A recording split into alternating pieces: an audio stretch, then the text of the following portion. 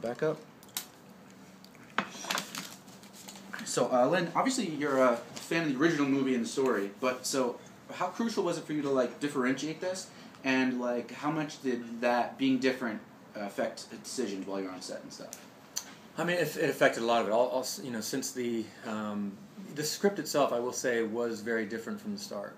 And that's one of the things that drew me into it, because I read the script with a bit of hesitation. More, I don't know if other directors do this, but it's some projects come up that you. I actually read it. Neil Moritz called me up, the producer, and I just done I'd done the Die Hard film, and then I was just getting off of doing Hawaii Five-0 pilot. I really didn't want to do a property that was known or anything like that, and so I was actually looking for something else. And but I wanted to work with Neil. I was reading it more to find out the reasons why I shouldn't do it. Yeah. And as I'm going through it, I got hooked. I mean, I really because it went in a different direction. I found myself at first when it doesn't go to Mars.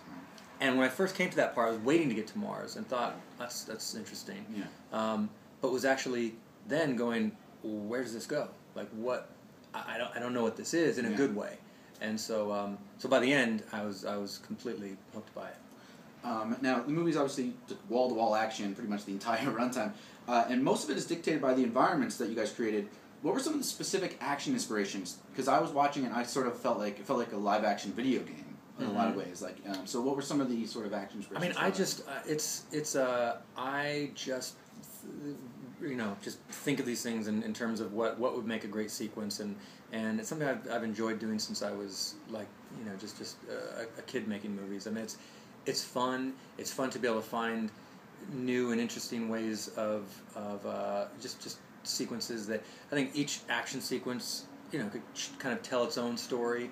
And rather than just be just a shitload of action with just just fast cut and a lot going on, that it actually has a sequence, that it has a bit of a 3-act section of its own.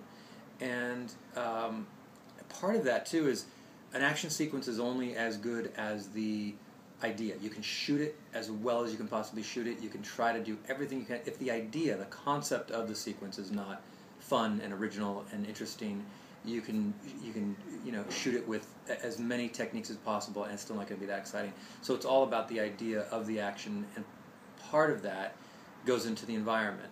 Like the elevator chase. Yeah.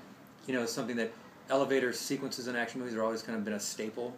We've seen various forms, but if you change the whole setting and create an elevator system that moves horizontally and vertically, which you've never seen before, then all of a sudden you've got an action sequence that you've never seen before because of how that operates. Same thing with the hover cars. Cool, right.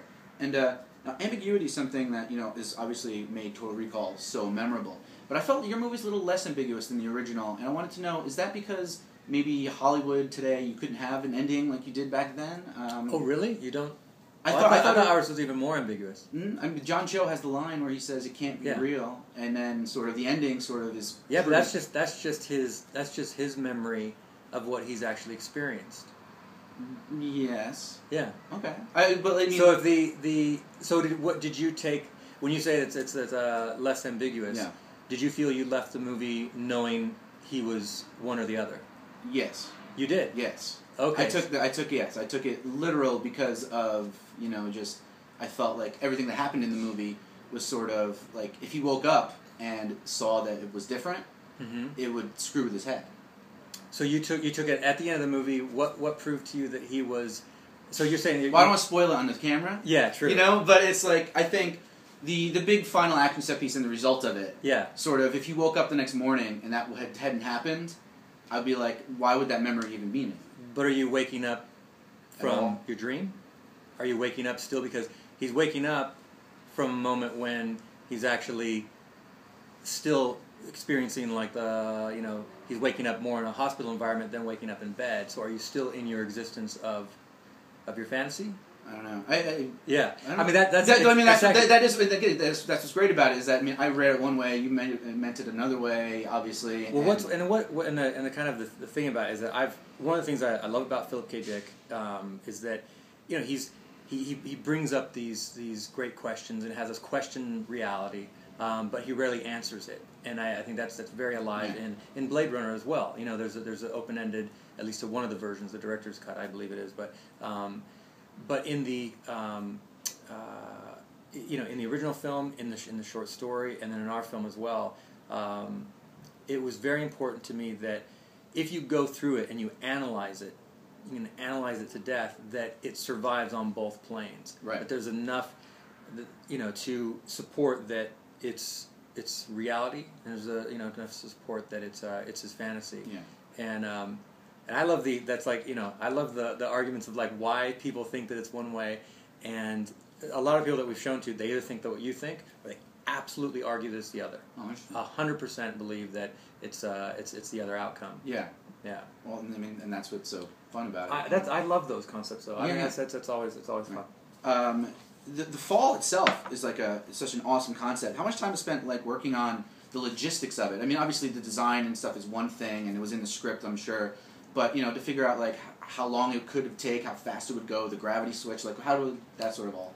I mean, a lot of it is from we work with a lot of the production design team that works with engineers, and we get together on you take that so far, and then you put the you put the fantasy element into it to make it fun and exciting, and but there was it was, I wanted to feel like we were. We don't go to Mars, but still have a sense that we've kind of traveled to another universe in a sense. And that was just something I remember from, of course, that we all remember from the other film of just traveling out to, off-world. And it has a bit of a feeling like you're traveling off-world or almost through space, even though you're never leaving the Earth. Right. And, just with traveling through the core of the Earth and you hit zero gravity. But man, I mean, working out how the fall would work in terms of everybody's seating. Yeah. That everything has to be designed as a mirror, so that you'll even see when he comes into the atrium and is sitting down. There's all of the doors above him that are flipped upside down. All the signs are upside down. That even the catwalks and everything are built as a mirror, so that once everybody flips over, that they can they could be ready for the other side. But it was a massive undertaking because again,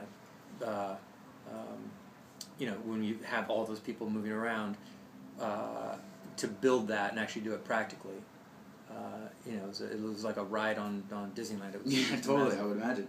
Now, it's also rare for a big summer blockbuster to be just 2D, 235. Everything now is in IMAX or 3D. How much discussion went into that, and at what point did you guys decide just to do it straight? It was only me who was against 3D. Okay. It was literally a conversation that we would have every day. I mean, like you said, there was a lot of conversation about 3D. I had no intention of doing 3D, and I'm not wildly against 3D. I'm also not a huge fan of 3D. I haven't been involved in a project yet that I thought that it would really enhance or help. And I wanted to make sure that this was already a very futuristic world. I felt if we added 3D on top of it, it would almost make it overtly futuristic, feel like a video game. I want it to feel gritty, a bit darker, grounded. It's already so out there of a world that I want it to be more relatable. And I still have a disconnect with 3D. Sure. I have a hard time with it. I do. I still feel like I'm still analyzing, and when I'm watching the movie, if it's even 2 moments within the movie that I'm still going like this, or still aware of like, oh, look what they're doing here, look what they're doing, oh, they chose to do that and chose to do that, then it kind of takes me out. Sure. The last couple things. You worked with Roland Emmerich and Dean Devlin a lot in the past. Mm-hmm. What do you think about them reteaming to start working on Independence Day too? I think it's great. Yeah. I mean, I think it's, I worked on Independence Day, and it was at the time, nobody had any. It was a cool film, but just in terms of how big that would be. But I think where he would actually take it now and what he would do with it, I'm so interested in where they're actually going to go. Yeah. And if they go back to the alien planet, which I imagine they've got to be thinking that. That'd be awesome, right? They've got to. Yeah. I mean, Earth's kind of screwed up. Earth's kind of screwed up. Yeah. I'd be very interested to be like, are we coming back to a world that's still screwed up? Is it? I've got to imagine that go to that other planet, which would be great. Awesome. And last thing, you mentioned downstairs that you have a big sci-fi art collection. This is going to slam. And I'm an art collector myself. What are some of your prized pieces and stuff? I wouldn't know anything about that. I mean, in terms of the it's more like of art books and of collections of. You have actual like art, like hung art. Yeah. Posters and stuff, and really from who? Oh well, smaller stuff. I do like Mondo posters and things of that nature. But I just I have. I just got obsessed with because I started in graphic design and production design, and I was doing cartoons for a while. I was doing storyboards. I started to get into drawing comic books. And so I've collected a lot of artwork over the years, and it's just at a point like if I'm just in terms of even getting into just a headspace, often just take an hour or so and just going through and just kind of immersing myself within artwork and that's just it's kind of what I've done for a long time. Cool. Well, thank you so much. Okay, thank you. Thanks, Germain.